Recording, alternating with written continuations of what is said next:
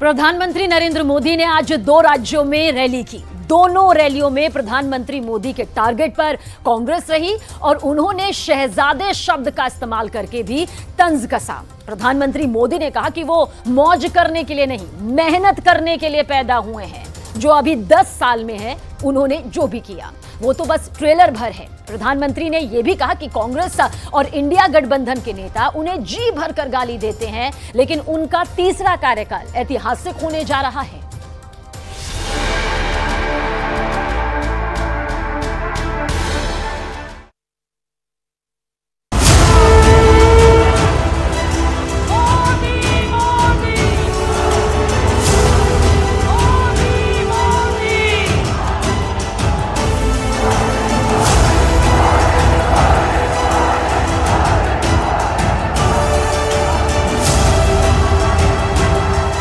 एक दिन 2 रैली और 3 सूबे और एक बार में 40 सीटों पर असर।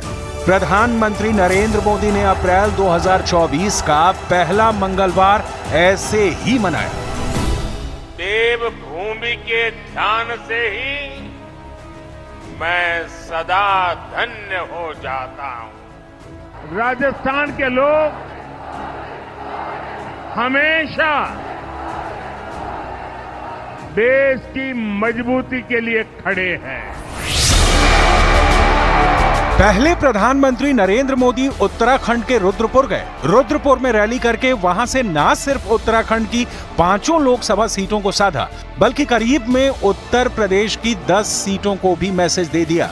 रुद्रपुर के बाद प्रधानमंत्री राजस्थान के कोटपुतली गए और वहां से पूरे राजस्थान यानी 25 लोकसभा सीटों को बीजेपी का 2024 वाला एजेंडा बता दिया। यानी एक दिन में 2 रैली और 40 सीटें प्रधानमंत्री ने कवर कर ली। उत्तराखंड और राजस्थान दोनों जगह ये प्रधानमंत्री की पहली रैली है। प्रधानमंत्री ने हमेशा की तरह पब्लिक से जोड़ने वाली बात कही, सीधी बात कही। रुद्रपुर में मजमा बहुत ज्यादा रहा। हम लोगों ने जो सोचा था वो पंडाल छोटा पड़ गया, मैदान छोटा पड़ गया और इसलिए जितने अंदर बैठे उससे ज्यादा लोग बाहर धूप में तप रहे हैं। जो धूप में तप रहे हैं, हमारी व्यवस्था की कमी रही, इसके लिए मैं आप सबकी क्षमा मांगता हूं। उत्तराखंड की 5 सीटों पर पहले चरण यानी 19 अप्रैल को ही वोटिंग हो जाएगी। उत्तराखंड एक छोटा राज्य है, सिर्फ 5 लोकसभा सीट हैं, लेकिन इस राज्य में बीजेपी और कांग्रेस की टक्कर हमेशा कड़ी रही है। हालांकि पिछले 2 चुनावों में कांग्रेस का सूपड़ा साफ हो चुका है। उत्तराखंड में इस बार भी कांग्रेस और बीजेपी के बीच में कड़ी टक्कर है। कांग्रेस के लिए इस बार का चुनाव करो या मरो वाला है। 2014 का लोकसभा चुनाव हो या 2019 का, बीजेपी ने उत्तराखंड से कांग्रेस का सूपड़ा साफ कर दिया और इस बार बीजेपी के सामने हैट्रिक लगाने का मौका है। तो वहीं उत्तराखंड में कांग्रेस चाहती है कि उनका संगठन इस बार बीजेपी को टक्कर देने की ताकत तो जुटा सके। पिछले 10 सालों में बीजेपी ने उत्तराखंड के फैसले से सभी को चौंकाया है। लोकसभा हो या राज्य की विधानसभा, उत्तराखंड में कांग्रेस के नेता जैसे गायब से हो गए हैं। कांग्रेस के शाही परिवार के शहजादे ने ऐलान किया है कि अगर देश ने तीसरी बार बीजेपी सरकार को चुनी, आग लग जाएगी। 60 साल तक देश पर राज करने वाले 10 साल सत्ता से बाहर क्या रह गए? अब देश में आग लगाने की बात कर रहे हैं। क्या ये आग लगाने की बात आपको मंजूर है? क्या इस देश को आग लगाने देंगे? क्या आग लगाने की ये भाषा उचित है? क्या ये आग लगाने वाली भाषा लोकतंत्र की भाषा है? ऐसे लोगों को सजा करोगे? पक्की सजा करोगे? चुन चुन करके साफ कर दो। इस बार इनको मैदान में मत रहने दो भाई। 2014 के लोकसभा चुनाव में बीजेपी ने 5 सीटों पर कब्जा किया। उसका वोट शेयर रहा 55%। 2019 के लोकसभा चुनाव का भी यही फैसला था, जबकि बीजेपी का वोट शेयर 5% और बढ़ चुका था। इस बार रुद्रपुर में रैली से पहले प्रधानमंत्री ने रोड शो किया और बताया जा रहा है कि यह रोड शो पहले से तय नहीं था। उत्तराखंड उन राज्यों में से एक है जहां प्रधानमंत्री के दौरे और वहां से आई तस्वीरें तारीख बनती रही हैं। चाहे वो केदारनाथ हो या फिर पिथौरागढ़ का गूंजी गांव, उत्तराखंड में प्रधानमंत्री ने ऐसा वादा भी किया जिसका असर बाकी भारत पर भी पड़ सकता है। मेरा लक्ष्य है आपको 24 घंटे बिजली मिले, बिजली का बिल 0 हो,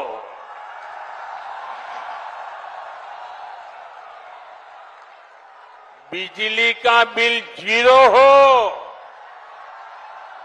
और बिजली से कमाई भी हो। उत्तराखंड में टिहरी गढ़वाल से बीजेपी माला राज्य लक्ष्मी शाह के सामने कांग्रेस के जोत सिंह गुनसोला हैं। गढ़वाल में बीजेपी के अनिल बलूनी के सामने कांग्रेस के गणेश गोदियाल हैं। अल्मोड़ा जो सुरक्षित सीट है, वहां से बीजेपी के अजय टमटा के सामने कांग्रेस के प्रदीप टमटा हैं। नैनीताल ऊधम सिंह नगर सीट पर बीजेपी के अजय भट्ट के सामने कांग्रेस के प्रकाश जोशी हैं। हरिद्वार में बीजेपी ने पूर्व सीएम त्रिवेंद्र सिंह रावत को उतारा है, उनके सामने है कांग्रेस के वीरेंद्र रावत। अब सवाल है कि इस लिस्ट में बाकी पार्टियों का नाम क्यों नहीं लिखा गया? मसलन बीएसपी और बाकी क्षेत्रीय दल का जिक्र इस बार उत्तराखंड से क्यों गायब है? 2014 के बाद से उत्तराखंड में बीजेपी का दबदबा लगातार बढ़ रहा है। 2019 लोकसभा चुनाव के नतीजों ने तो उत्तराखंड की क्षेत्रीय पार्टियों को हाशिए पर धकेल दिया था। 2019 के चुनावों में क्षेत्रीय पार्टियों को 5% से भी कम वोट शेयर मिले थे, लेकिन 2004 में जब पहली बार अलग राज्य बनने के बाद उत्तराखंड में लोकसभा चुनाव हुए तो इन्हीं क्षेत्रीय पार्टियों का वोट प्रतिशत 20% तक था। तो मंगलवार की सुबह प्रधानमंत्री मोदी पहले दिल्ली से उत्तराखंड के रुद्रपुर गए और फिर वहां से राजस्थान के कोटपुतली गए। करीब 350 किलोमीटर की इस दूरी को तय करने के बाद राजस्थान की जमीन पर प्रधानमंत्री के सामने एक बड़ी भीड़ थी। बैक टू बैक रैली किसी नेता के लिए आसान नहीं रहती। हालांकि नरेंद्र मोदी का पूरा चुनाव प्रचार 2014 से ही इसी तरह होता आया है। राजस्थान में प्रधानमंत्री मोदी के टारगेट पर यहां भी कांग्रेस और राहुल गांधी रहे। आज एक और देश को परिवार मानने वाले, देश को परिवार मानने वाली भाजपा है, तो दूसरी ओर अपने परिवार को देश से बड़ा मानने वाली कांग्रेस है। कोटपुतली में हुई रैली का असर अलवर और भरतपुर तक माना जा रहा है। खासकर गुर्जर और यादव वोट बैंक को साधने की पूरी कोशिश है। कोटपुतली से कांग्रेस के विधानसभा चुनाव में प्रत्याशी रहे राजेंद्र यादव अब बीजेपी में शामिल हो चुके हैं। इसलिए शाहपुरा, विराटनगर, आमेर और अलवर तक के यादवों को बड़ा संदेश देने की कोशिश इस रैली के जरिए की गई है। राजस्थान में लोकसभा चुनाव 2024 2 चरणों में हो रहे हैं। पहले चरण में 12 सीटों और दूसरे चरण में 13 सीटों पर मतदान होना है। इन सभी सीटों पर बीजेपी पिछली बार जैसे नतीजों की उम्मीद लगाए हुए है। जब एनडीए यानी बीजेपी ने सभी 25 की 25 सीटें जीती थी, इस बार पार्टी ने 25 सीटों में से 10 पर मौजूदा सांसदों को फिर से उम्मीदवार बनाया है, जबकि 15 सीटों पर नए चेहरों पर दांव लगाया है। बीजेपी को 25 की 25 सीटें दी थी।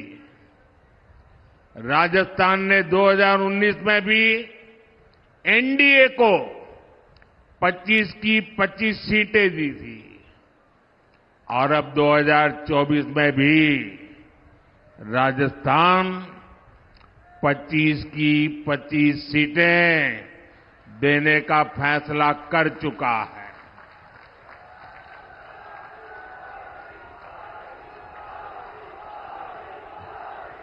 पूरा राजस्थान कह रहा है 4 जून 4 जून 4 जून 4 जून। दिल्ली की बात हो रही है इस वक्त। सर बीजेपी जी क्यों बीजेपी? सर उधर बीजेपी मोदी जी आएंगे। मोदी जी आएंगे? क्या किया मोदी जी ने किसानों के लिए? मोदी जी ने किसानों के लिए तो किया, अच्छा ही काम किया है। क्या किसान सम्मान निधि दे रहे हैं? किसानों को क्या है, अभी इधर तो गहलोत सरकारी चाहिए, उधर बीजेपी। राजस्थान में? हाँ राजस्थान में, लेकिन दिल्ली में वो चाहिए। दिल्ली में मोदी जी चाहिए। कोटपुतली में प्रधानमंत्री की रैली के साथ राजस्थान में बीजेपी के बम्पर प्रचार की शुरुआत हो गई है। प्रधानमंत्री से पहले गृह मंत्री अमित शाह ने जयपुर, सीकर और जोधपुर का दौरा किया। आगे प्रधानमंत्री की 2 और बैक टू बैक रैली है। 2 अप्रैल को कोटपुतली में रैली के बाद प्रधानमंत्री 5 अप्रैल को चूरू लोकसभा सीट में रैली करेंगे। इसके बाद अगले ही दिन 6 अप्रैल को प्रधानमंत्री नागौर में एक सभा करेंगे। नागौर लोकसभा सीट पर भी इस बार सबकी नजर है, क्योंकि इस बार आरएलपी के हनुमान बेनीवाल बीजेपी के खिलाफ खड़े हैं, जबकि बीजेपी ने ज्योति मिर्धा को टिकट दिया है, जो पहले भी हनुमान बेनीवाल से शिकस्त खा चुकी है। ऐसे में राजस्थान में बीजेपी के मिशन 25 के लिए नरेंद्र मोदी ही सबसे बड़े कैंपेनर बने हुए हैं। राहुल गांधी क्यों नहीं? नहीं, राहुल गांधी को केवल यही आता है कि हम केस के खिलाफ, उनका कोई मुद्दा ही नहीं है, राहुल के पास कोई वो नहीं है। हम राहुल मतलब उनको उनकी खुद की पार्टी नहीं मान रही। लेकिन अब तो विपक्ष एकजुट हो गया, एनडीए गठबंधन बन गया। आप देखो गठबंधन में भी ये फूट है। हाँ। आप ये देखो वहाँ बिहार में देख लीजिए, कहाँ गठबंधन है। कांग्रेस ने राजस्थान में 22 सीटों पर उम्मीदवार उतारे हैं। नागौर और सीकर सीट गठबंधन के तहत आरएलपी और लेफ्ट के लिए छोड़ी है, जबकि बांसवाड़ा सीट पर अभी तक प्रत्याशी की घोषणा नहीं की है। राजस्थान में भी कांग्रेस के लिए उत्तराखंड जैसे ही हालात है। दोनों राज्यों में 2019 में बीजेपी ने क्लीन स्वीप की थी और कांग्रेस एक भी सीट दोनों राज्यों में नहीं जीत पाई थी। मेरा एक काम जरूर करना होगा आपको, करेंगे। देखिए, गर्मी बहुत बढ़ती चली जा रही है। हम तो वीरों की भूमि है, कितनी ही गर्मी क्यों न हो, कितनी ही बर्फबारी क्यों न होती हो, रेगिस्तान में कितनी ही आंधी चलती हो,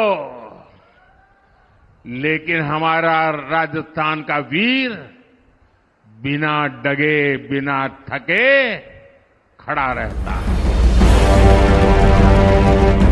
इलेक्शन कैंपेन वाली गर्मी अभी और बढ़ेगी। 19 अप्रैल को पहला वोट पड़ने से पहले अभी 2 हफ्तों से ज्यादा का वक्त बाकी है। वो कहते हैं ना कि अच्छी शुरुआत एक अच्छे अंत की तरफ ले जाती है।